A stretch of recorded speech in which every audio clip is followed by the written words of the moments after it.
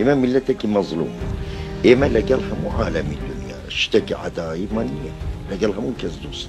قائد عسكري وسياسي بارع، ثائر أبى الظلم والعبودية، ناضل في سبيل نيل الحقوق المسلوبة للشعب الكردي، رمز للهوية الكردستانية، مدرسة نضالية متكاملة في التضحية والفداء، شخصية اجتمعت فيها صفات الشموخ والأخلاق والتواضع وقيم الصدق والإخلاص والوفاء. لا يزال حاضرا بنهجه وإنجازاته والأحداث التاريخية في الحركة التحررية القومية الكردستانية. ناضل على مبدأ أن الحكومات زائلة والشعوب باقية. لم يستسلم يوما ولم يساوم على قضية شعبه. ذو شخصية فذة، ظل شامخا كالجبال طيلة حياته حتى أن وافته المنية. ماذا تعرف عن الأب الكردي للأمة الكردية القائد البارزاني الخالد؟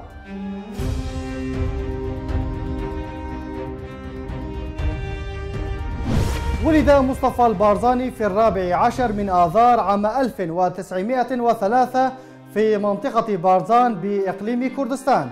ساهم عام 1919 في ثورة الشيخ محمود الحفيد. بعد عام انتدبه شقيقه الأكبر الشيخ أحمد للمساهمة في ثورة الشيخ سعيد بيران في كردستان تركيا. ثم شارك أخاه في قيادة الحركة الثورية الكردية.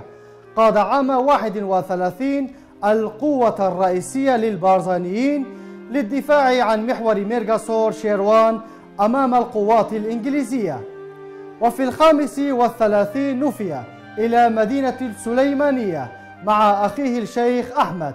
وفي 42 تمكن مجددا من البدء بحركته الثورية الثانية باسم ثورة بارزان، قادها ضد الحكومة العراقية المدعومة من قبل البريطانيين.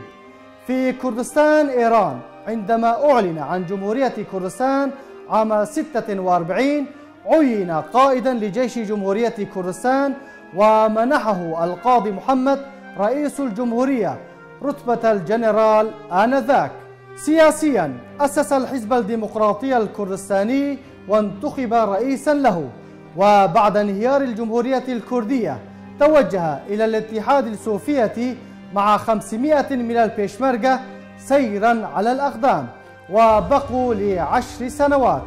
خلال فترة حكم ستالين لقي ورفاقه معاناة شديدة، وبعد موت ستالين تحسنت أوضاعهم والتحق بأكاديمية اللغات في موسكو ودرس الاقتصاد والجغرافيا والعلوم واللغة الروسية. عام 58 ومع إعلان الجمهورية العراقية دعا عبد الكريم قاسم القائد التاريخي للعودة إلى كردستان، ولكن مطالب البارزاني والشعب الكردي لم تتطابق مع ما كان في نية قاسم، فتجدد الصراع مرة أخرى وقام الأخير بحملة عسكرية على معاقل البارزانيين عام 61.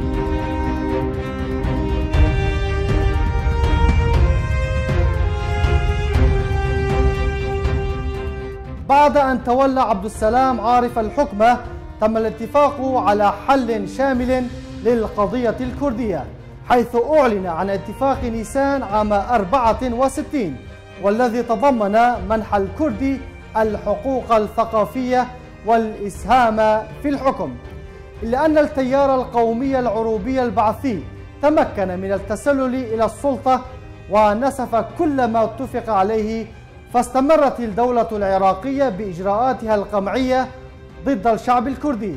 وبعد 9 سنوات من الحرب اضطرت الحكومة العراقية إلى الاتفاق معه وتوقيع اتفاقية الحكم الذاتي للكرد في آذار عام 1970 التي تعد أول اعتراف رسمي من الحكومة العراقية بحقوق الكرد، لكن لم يدم طويلا بسبب انقلاب قيادة حزب البعث على الاتفاقية عام 75 وتوقيعهم لاتفاقية الجزائر مع إيران والمعروفة باتفاقية جزائر المشؤومة.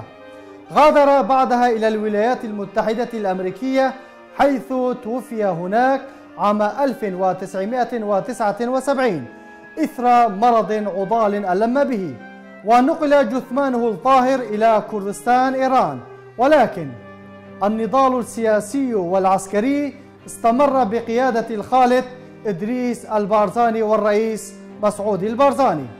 بعد الانتفاضة الشعبية عام 91 نقل جثمانه وجثمان نجله الخالد إدريس البارزاني إلى إقليم كردستان، ليعاد دفنهما في مسقط رأسهما بمنطقة بارزان، والتي باتت مزارا يقصدها الآلاف من الكرد والقوميات الأخرى سنويا.